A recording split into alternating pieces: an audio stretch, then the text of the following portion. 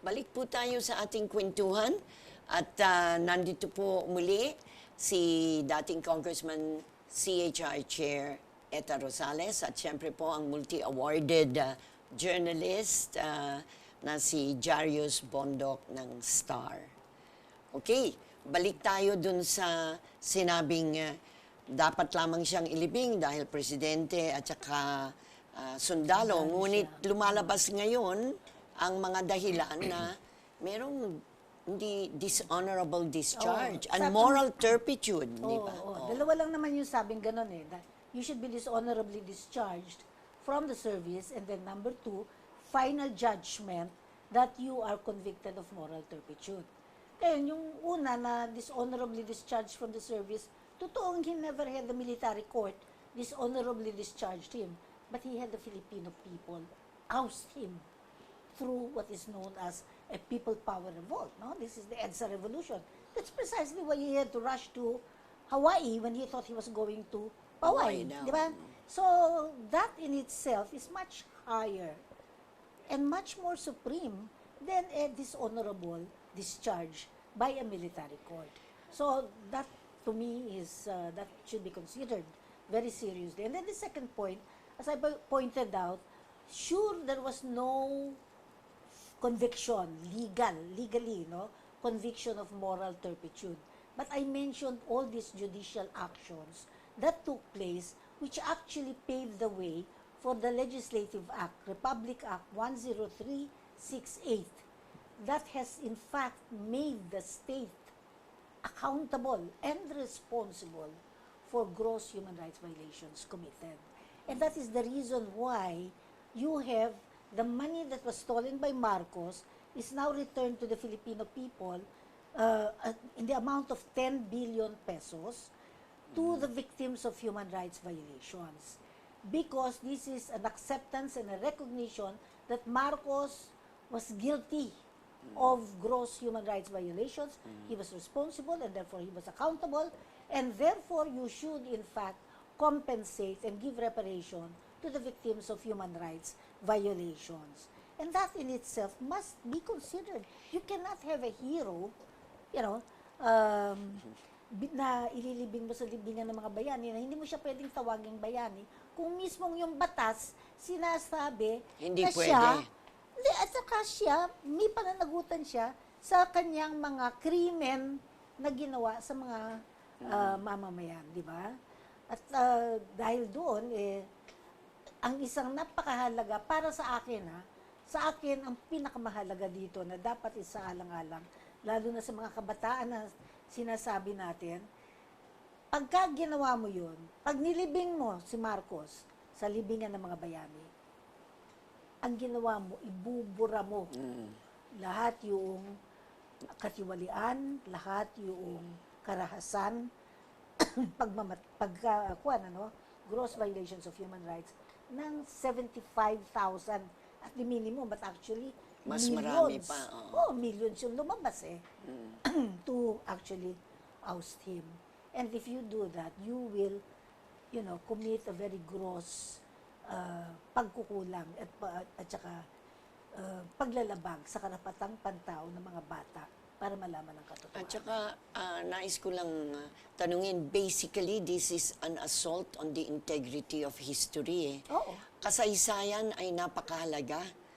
Dahil, sabi nga ni Elie Wiesel, yung hero, survivor ng naganap nung panahon ni Hitler, without memory, there is no culture, no civilization, no country. Kanya napakahalaga na protektahan natin ang integridad ng kasaysayan. Hindi na maaring baliktarin o bigyan ng ibang kulay para lamang pagbigyan ang nais ng isang pamilya. Kasi, Jarius, may isip mo ba na Germany will honor Hitler in this manner? O si Mussolini sa Italy? Nung naaalala ko lang kasi, ayoko naman hindi naman, I won't consider myself yung bayani na dahil lumaban kay Marcos na kulong. Tapos, mas marami pang, mas grabe ang inabot ko kumpara sa ang akin. dai Ano? talaga.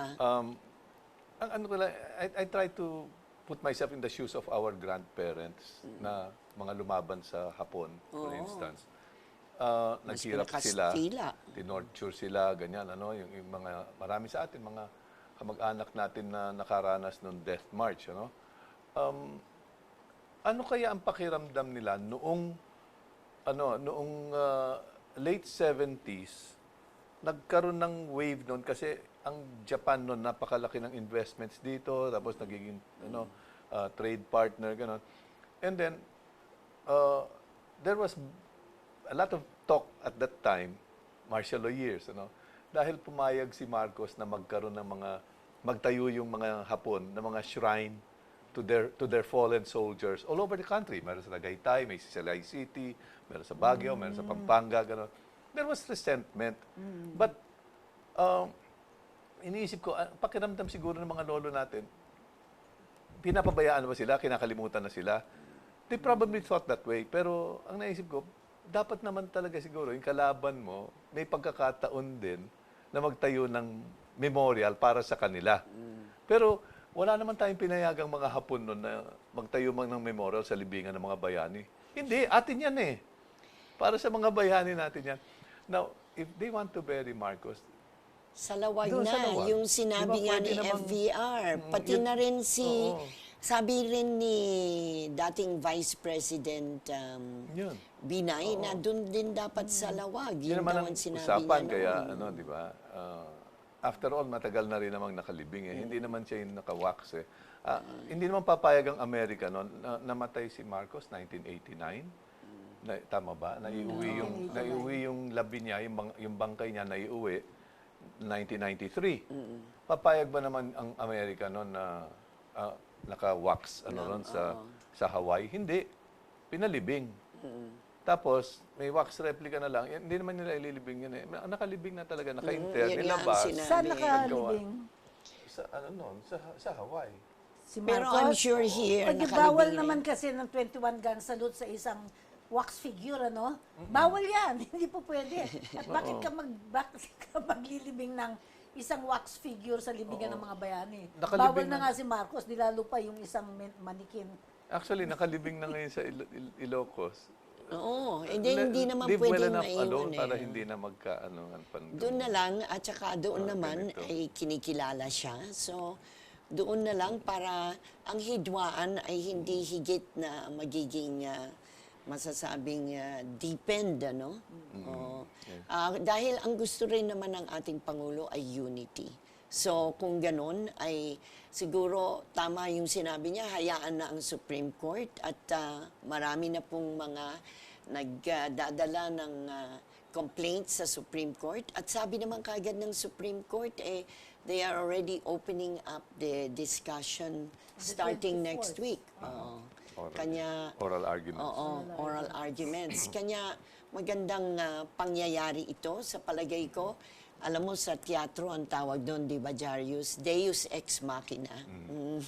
Para sa atin, sa local lingo, pwede ring force majeure situation na ito para maaring magkaroon na lamang ng mabuting resolution nito at hindi dumaan pa na naman sa mas maigting na mga hindi lang debate, pero the emotional rage is still there.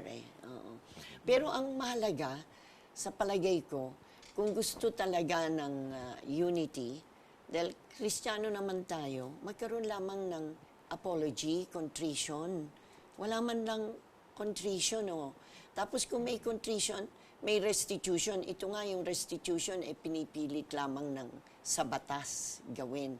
Pero sana meron yung kusang loob na tanggapin na talagang nagkaroon ng ganitong kaganapan at ito ang aral na kailanman hindi na mangyayari muli. sa ating kasaysayan. Ginagawa yan sa ibang bansa.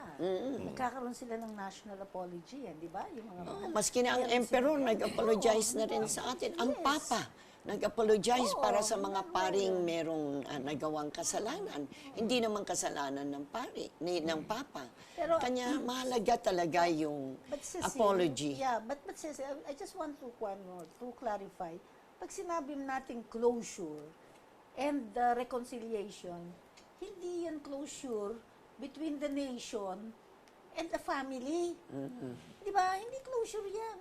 Why are you going to reconcile with the family para magkaroon ng closure? Para hindi na magkaroon ng hidwaan. Siyempre, ang i-closure mo, ang i-reconcile mo, yung mga nasaktan na libo-libo, 75,730 nga, ang ating claimants ngayon na siyang verify, binavalidate para bigyan ng compensation. Diba?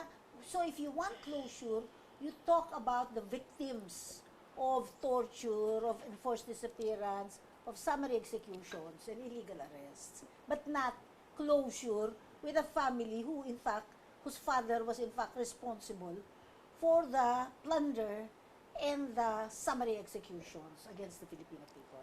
Napakabilis ng ating usapan, ngunit alam kong maraming natututunan ang ating mga nanonood at hihingi po tayo ng mga huling tilamsik ng diwa. Una kay JARIUS BONDOC. Kung gusto natin alamin kung ano mismo yung pagkatao ni Marcos, basahin na lang natin siguro miski yung libro na siya mismo nag-commission. Yung talambuhay niya na sinulat ni Hertzell Spence. Merong isang portion doon na sinabing guerrilla daw siya, sabi niya, no? Account niya. Published ito. Basahin ng mga nakikinig sa atin. Sabi niya, patakas daw sila nung isang American officer niya, Captain Jamison. Tapos, pero siya, colonel daw siya ng guerrilla. Nung papunta, nung sinundo raw sila nung eroplano doon sa gilid ng gubat, hindi siya isinakay. Ang sinakay lang yung Amerikano, iniwan daw siya. Nagkabakbakan tuloy, naiwan siya ngayon. Tapos gumaganon daw yung eroplano para i-signal sa kanya kung nasaan ang kaaway. Ang ginawa daw ni Marcos, and this is his own book, written by Hertzell Spence. Binago raw niya yung sa walkie-talkie, para magkausap sila ng piloto. Sabi niya, I have 6 samurai swords here and 3 gold bars. You can have them so long as you come back for me, pick me up. Ngayon, ang sabi ng mga nagre-review ng librong yun, meron siyang 6 na samurai sword at 3 gold bars. Ibig sabihin, nakuha yun sa kalaban. Hindi dapat tinatabi ng isang sundalo yun. Hindi, So you yun surrender it turn to the over mo government. dapat. Oo. Ginamit niyang pangsuhol sa isang American pilot daw. Abay, ano nangyari ron? Kaya lumalabas tuloy, sinasabi, ito ang pinaka-preba na bounty hunter siya pala noon at hindi guerrilla. Ayun, napakahalaga po na ating saluduhan ng mga gerilya. Ako po ay posthumous baby, hindi ko po nakita ang aking tatay, gerilyero. Umiiyak ako, hinahanap ko ang tatay ko. Sabi ng nanay ko, huwag kang umiyak, ang tatay mo namatay para maipanganak kang malaya. Kanya, hindi po dapat natin basta-basta wawaldasin ang alaala ng mga nakikibaka sa demokrasya. Nais naming magpasalamat kay dating chair ng Commission on Human Rights. Sa katunayan nga po, kakampi ho namin ngayon na naman sa Ninoy Aquino Martyrdom Day ay nagparangal tayo sa mga taong tumutulong, katulad ni Senator Nene Pimentel. Gayon din po ang CBCP, gayon din po ang ating tinatawag na bantayog ng mga bayani kung saan talaga nandoon ang mga nakibaka, ang mga bayani, at nandun rin po ang ating pagkilala dun sa mga armed forces members na talagang nanindigan para sa ating konstitusyon at para ipagtanggol ang ating kalayaan at ibalik ang demokrasya. So, yan na lang po sa ating Peace and Freedom Week celebration at paggunita ng Agosto bilang National Heroes Month. Ito po ang inyong lingkod, substitute host ni Consul Badi Cunanan, Cecile Guidote Alvarez, nagsasabing maraming salamat sa inyong pagsubaybay sa Philippines Uncut at mabuhay ang Pilipinas, mabuhay ang demokrasya. Uy, salamat.